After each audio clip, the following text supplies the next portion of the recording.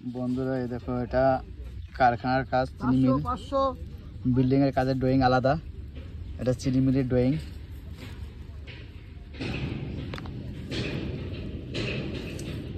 চিনি মিলের ড্রয়িং এরকম হয়, চিনি মিলের ড্রয়িং। এখানে মাপও আছে,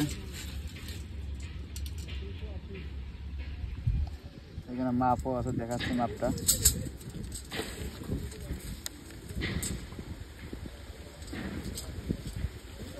এটা বাইরে বাইরে 3130, এটা বাইরে বাইরে, আর ভিতরে 2430।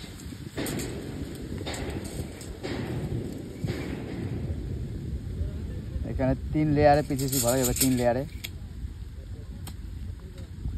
এই 3630 আছে এখানে, 3630। এটা হওয়ার পরে তারপরে এটা আসবে 3130, তারপরে এটা আসবে 2430। এখানে 3 লেয়ার আছে। এরকম ড্রয়িং হয়। বিল্ডিংয়ের ড্রয়িং আলাদা আর কারখানার ড্রয়িং আলাদা হয়। এখানে হাইট দেওয়া আছে, রোড লেভেল থেকে কতটুকু দেওয়া আছে। এখানে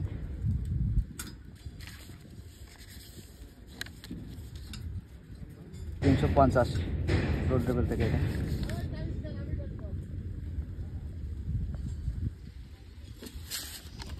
সেটা একটা আছে যে